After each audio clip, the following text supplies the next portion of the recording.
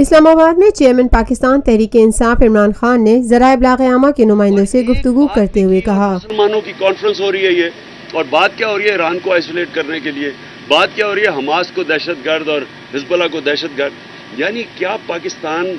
ایک واحد ایٹمی پاور ہے ان سارے لوگوں میں، 20 کروڑ کی آبادی ہے. آپ کل دیکھ لیں کہ جو پاکستان کو جس طرح وہاں ایک 12th مین کی طرح ٹریٹ کیا گیا ہے، یہ ہم سب کے لیے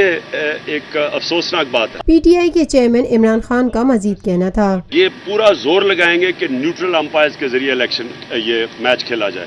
اور اس میں جو پچھلی الیکشن میں ہم نے سب نے دیکھا، یاد رکھے ساری پارٹیز نے کہا الیکشن میں دھاندلی ہوئی. آصف زرداری بار بار اب کہہ رہے ہیں کہ ریٹرننگ آفیسرز کا الیکشن تھا اور ہم نہیں ہونے دیں گے. اب کہہ رہے ہیں جب میں نکلا ہوا تھا ہم 4 حلقوں میں مانگنے کے لیے انویسٹیگیشن اور پھر ہم دھرنا کیا تو تب تو وہ نواز شریف کے ساتھ تھے، لیکن آج وہ بھی کہہ رہے ہیں کہ پچھلے الیکشن میں بہت بڑی دھاندلی ہوئی ہے. تو اب ساری پارٹیز کو ہم کوشش کریں گے ملائیں، اور ساری پارٹیز کو ہم کہیں گے کہ کم از کم پہلے رول طے کر لیں میچ کھیلنے سے پہلے کہ کیا ہم الیکٹرل پروسیس پہ ہم سب کو اعتماد ہے، کیا جو الیکشن کروا رہے ہیں امپائرز ان پہ سب کو اعتماد ہے، اور وہ پہلے کروا کے پھر الیکشن میں جائیں گے. Lotus Lake Towers, a groundbreaking endeavor by Lotus Properties.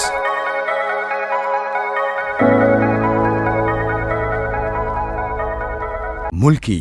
بین الاقوامی، سماجی، سیاسی، تجارتی، ثقافتی، تفریحی، معلوماتی اور کھیلوں سے جڑی ہر چھوٹی بڑی خبر کا مرکز